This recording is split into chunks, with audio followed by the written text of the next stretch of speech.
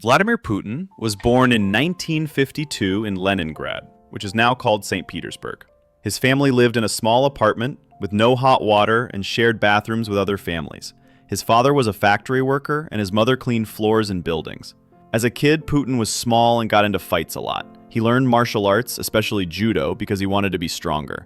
This taught him discipline and how to control his emotions, skills that would help him later in politics. In school, Putin wasn't the best student at first, but when he decided he wanted to work for the KGB, Russia's secret service, he started studying much harder. The KGB was like Russia's version of the CIA. To join them, you had to be really smart and loyal to your country.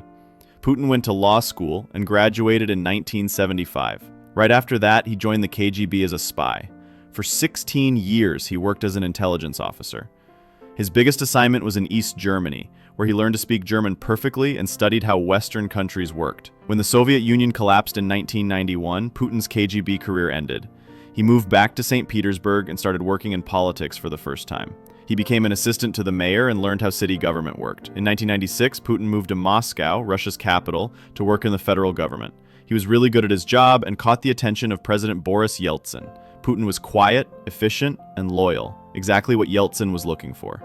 Here's where Putin's story gets interesting. In 1999, President Yeltsin was very unpopular and sick. He needed someone he could trust to take over. Even though Putin was almost unknown to regular Russians, Yeltsin chose him as prime minister. On December 31st, 1999, Yeltsin shocked everyone by resigning and making Putin the acting president. Putin was only 47 years old and had been in national politics for just 3 years. In 2000, Russians voted in a real presidential election, and Putin won easily. Many people voted for him because he promised to make Russia strong again and fight corruption. He's been Russia's leader ever since. That's over 24 years now. Donald Trump was born in 1946 in Queens, New York, into a wealthy family. His father, Fred Trump, was a successful real estate developer who built apartment buildings and houses throughout New York City. From an early age, Donald was surrounded by the world of business and construction. As a child, Trump was energetic and confident, but sometimes got into trouble at school.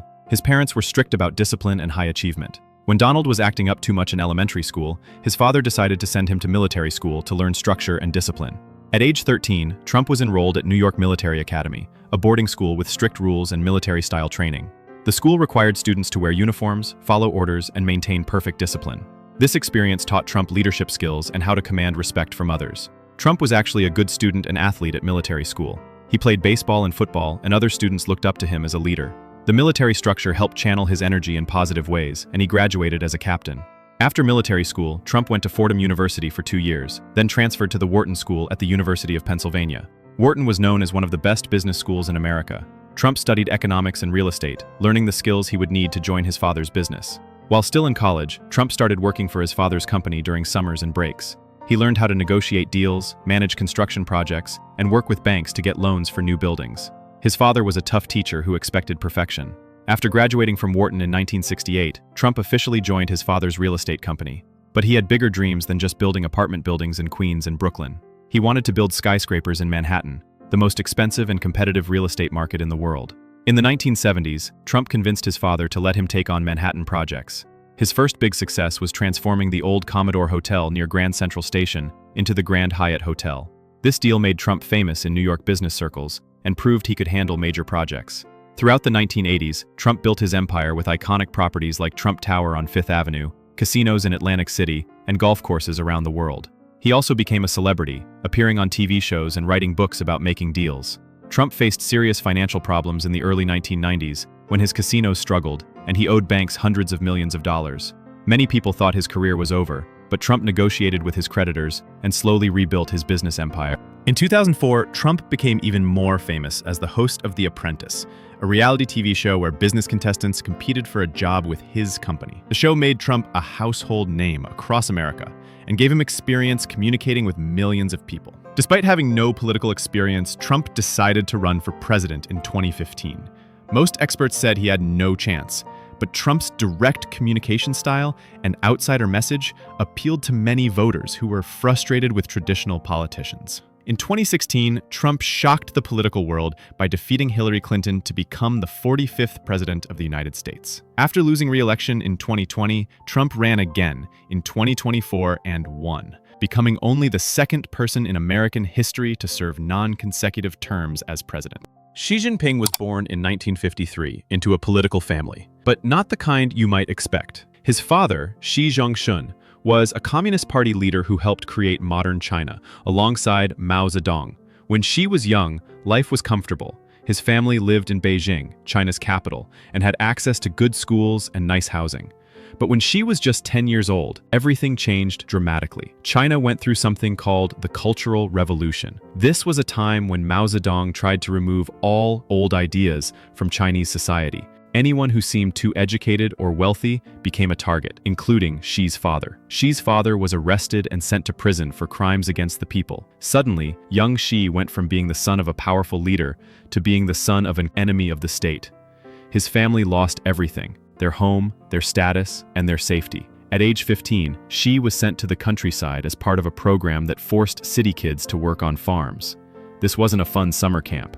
It was hard labor meant to re-educate young people. Xi spent 7 years in a tiny village called Liangjiahe, doing backbreaking farm work. During these 7 years, Xi lived in a cave house with no electricity or running water. He had to carry water from wells, plant crops, and take care of animals. Many teenagers who went through this program became bitter, but Xi used this time to understand how poor Chinese farmers really lived. Xi also read every book he could find during these years. While other young people gave up on education, Xi kept studying by candlelight. He read Chinese classics, Marxist theory, and foreign literature.